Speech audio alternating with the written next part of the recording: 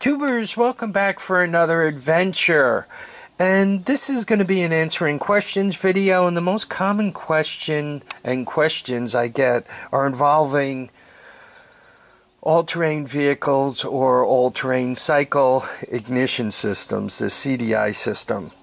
When you look at this entire pile of junk, this is the wiring and stator, pulse generator, everything else, switches, everything that goes into your basic ignition system.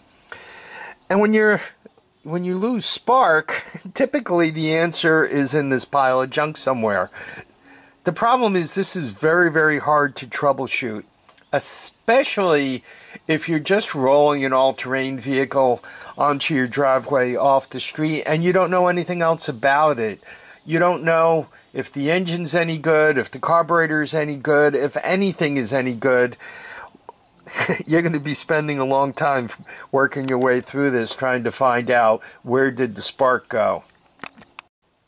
My answer to that problem was to come up with this portable CDI system, and with that, still not the easiest thing in the world. And as time has passed, things have actually improved, and let me show you how. You basically could buy from eBay the portable ignition system in a box. It's all there. And let me show you what you get, how to get it, and what it costs.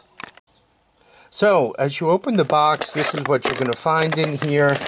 And the most important thing, obviously, is the CDI unit that they pack really tightly in there. So, let's look at the world from the point of view of the CDI.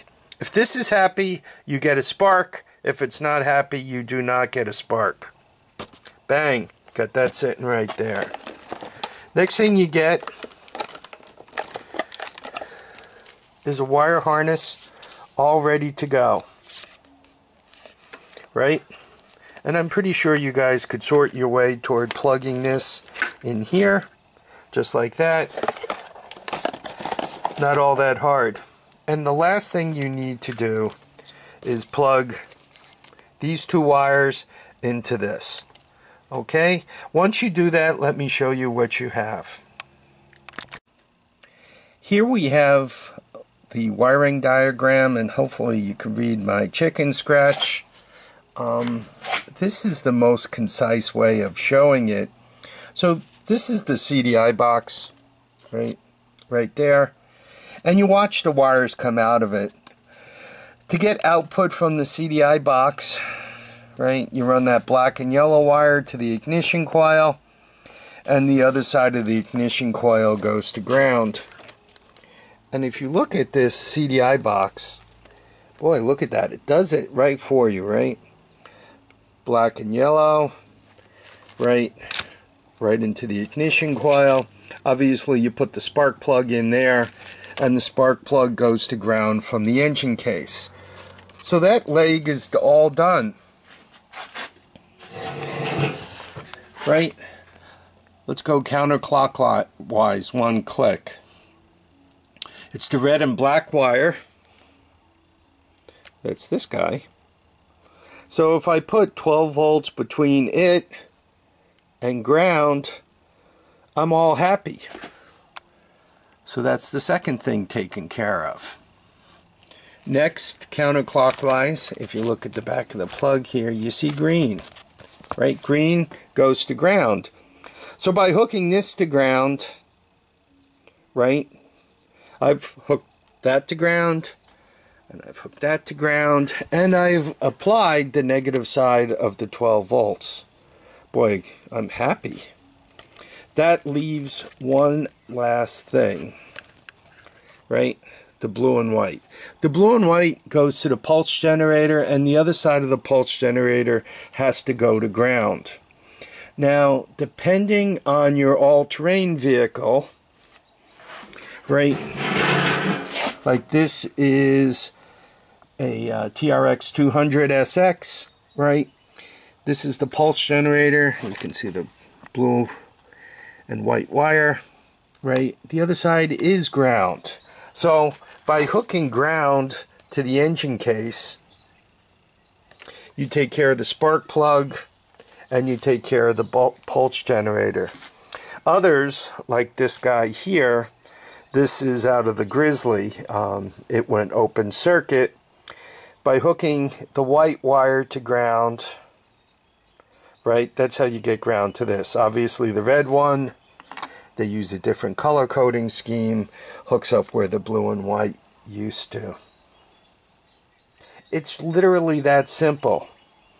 On the plug they include in the kit, they include these two. This harness is actually off of a pit bike, and this harness is actually made for an AC CDI. This is a DC CDI, runs on 12 volts DC. They have this as off switches. I would get rid of the blue and white wire, and the extra greens are always handy because you can run one right to the case, and if you're working on a Yamaha, you can run the other one directly to this and have plenty of extra ground wires. If not, you got to break off extra grounds from this lead here. So, now that I showed you how simple it is, where could you get it? And a character in eBay put the entire kit in one place, right? You could see the pulse generator, or you could see the CDI, you could see the spark coil, you could see the harness, and you could see the cost. If you buy one, it's 20 bucks. If you buy two, it's 17 bucks. If you buy three, there's $16. By the way, most of the stuff I get from China. Sometimes you want more than one kit because it doesn't work. This is the wiring diagram he includes, and it's basically the one I drew out for you. I think I like mine better than his, but there you go. I'm going to include the link for this in my description, right, so you guys will be able to see it right there. And then so right back to that. Now many of you say, oh well, this is very nice, how do I make it work? And I'm gonna hook it up right to this guy. The ignition system's okay, but it's simple enough, and I'm just gonna put it on there and we'll give this thing a quick start. So I'm going to show you how to make this ignition system work for a typical, what is this, an ATC 250 SX motor, right? So I'll show you how to make it go on this. You may say, how do I turn it off, right? The off wire isn't hooked up. If you apply 12 volts, you get spark. If you disconnect to 12 volts, you lose spark. I do not recommend messing with anything from the 12 volts. I don't recommend messing with the spark coil, the input to the ignition coil, or the pulse generator, or the ground, because you can, blow something up. You don't want to blow these up, right? You don't want to waste the $20 you just spent on a kit. Anyhow, so I'm going to wire it up. We'll give the ATC 250 SX a quick start, and I'll show you how all this works. Okay, here we are. I plugged the 12 volt CDI right into the harness that came with the kit. I plugged the spark coil right into the harness. Everything color coded. Everything works, right? I did do one thing. This is the black and white wire, the one that went to a no connect on this thing. I just took it out of the harness because it was in the way and I didn't want to look at it. You can leave it, you could take it out, you could do whatever you want to it. It's not hooked to anything. I took it out. Then I took the leads on the remaining leads on the wire harness, right? And to the blue and white, I just put a red wire because I can kind of consider red wire input, but I put a short red wire. To the green wire, this is what I'm I'm considering these two for the pulse generator. I went with the short wires. This one, the ugly one, that's going to hook to the engine block. And then these two long color-coded wires, right? Black and red, it goes to red. And that's going to go to the positive on a 12-volt battery. And the black, that goes to the green. Green is ground. That's going to go to the negative on the 12-volt battery.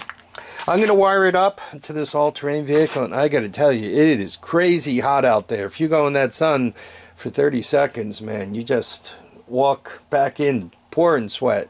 But anyway, I'm going to roll that in here. We're going to clip it on, and we're going to give this thing a start. Okay, to access the pulse generator wire, this is the stator side of the engine, and you can see there's wires that come out and they go right over here. And look at that, blue and yellow. Sometimes it's blue and yellow, sometimes it's blue and white, or in the case of the Yamaha, it is orange. So I know that's the high side of the pulse generator. By the way, with the Yamaha, if you swap the leads, there are two wires coming out of the pulse generator, the white and the orange. If you make the orange the low side of the pulse generator, you don't get spark. So as you're playing with this and you're going, oh man, I don't get spark, try swapping your wires around on your pulse generator if there are two wires coming out of it. So I have it all hooked up. You can see the blue and yellow to the short red, the green to the black, which is ground. And by the way, between your pulse generator, which is the blue and yellow, blue and white, and ground, which is green, believe it or not, that's just painted, you should see somewhere between 35 and 500 ohms. If you're in the mega ohm range, you got the wrong wires. And if you're much below 35, you probably have the wrong wires. If it's a short or an open, you got the wrong wires. So anyway, so those two are hooked up. Obviously, the spark plug wire goes to the spark plug. This is the OEM plug, so you guys could see I'm not cheating, right? Got that going to ground, right? Green going to the case, so I know my spark plug is in good shape. Now, what do we have left to do? Remember, this one kind of had the hacked up wire harness, so you got to put these two wires together, which is the equivalent of turning on the key switch.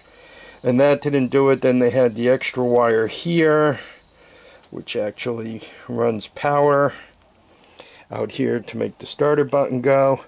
And once again, I need power for my CDI box. It's not running, it's not AC running off the ignition. So I ran the black wire to green here. And we're going to get our power right here. Bang. And we're all good. I'm still using those light bulbs. Over there is a fuse. And right, choke. All I have to do is push the button and hit the throttle, and we'll see how well this works.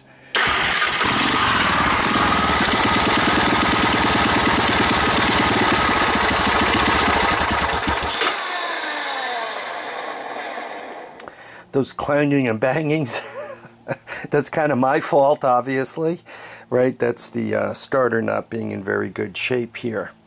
So, I mean, it starts that easy, right? Little.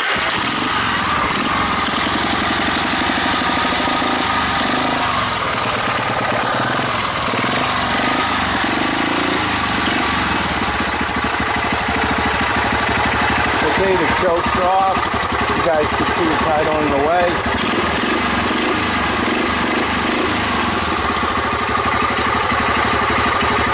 And to turn it off, right? Just disconnected 12 volts and it turns right off. That easy. Now, some of the questions, commonly asked questions. Will this work on my whatever? About your whatever. Do you have a pulse generator? Right? Do you have one of these guys or one of these guys about what color wires go where and so forth. You have to figure out what two wires go to your pulse generator, and once again, when you hook it up, depending, you might have to flip them around. I know, and I found out kind of the harder way on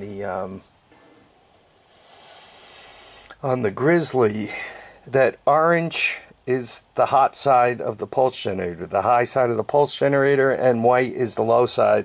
You could probably also put your meter to it and check it out, but be sure that if it doesn't work, just flip the wires around and you'll be okay. For Honda, most of the time they ground the side of the pulse generator. That, you know, they only run one wire out and the other side is hooked to engine case. So there's that. If you got a pulse generator, this will work. I have not had this not work, and I've tried it on Yamahas and Kawasaki's. I've tried it on golf carts. I've tried it on pit bikes. If you have a pulse generator, it works. If you have points,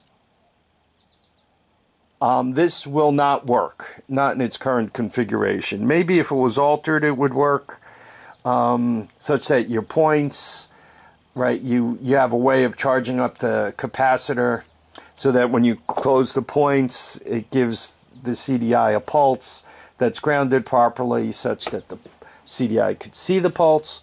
Maybe it would work, but I have not done it, and I haven't seen anybody who's worked on that. So I'm going to say right now, if you have points, it does not work. If somebody wants to get involved in an extracurricular science project, they can work on trying to make it work. So I've basically showed you for $20, right? This thing only costs $20, and if you buy more of them, well, if you only buy one, I guess with tax, it's $21. That's postage paid at $20. Shipping to you, if you buy a few of them, you could get them down to somewhere at about $19, right? Has everything you need. I added the extra wires, right? I did that because I wanted them, and I did, and it makes life easier. So if you hardwire it in, then it's just some wire floating around. Remember, you put 12 volts to the CDI, and you get your spark that way.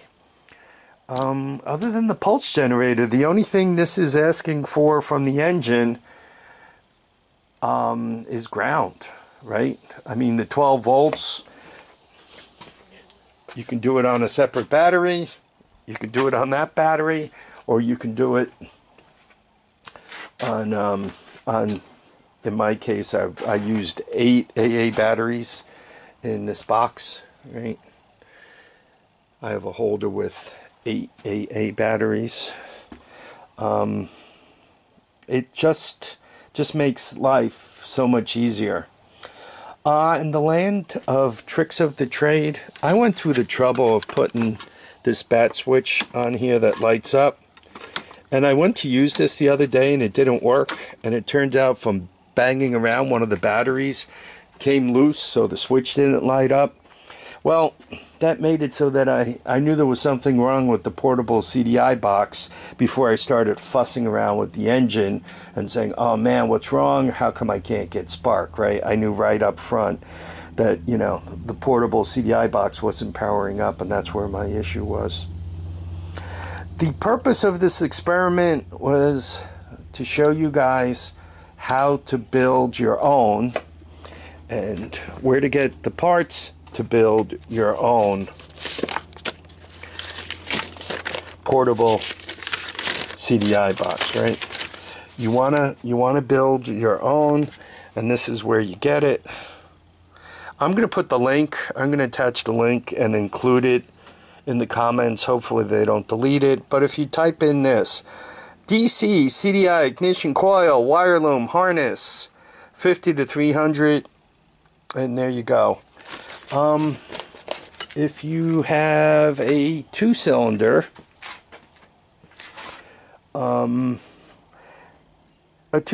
remember, both cylinders spark every revolution of the wheel. So I'm not quite sure if this CDI is strong enough to fire 2 of these, or if it does, I'm not sure if it's strong enough to do that continuously, especially on a hot day, and you know, you're riding this thing for all it's worth.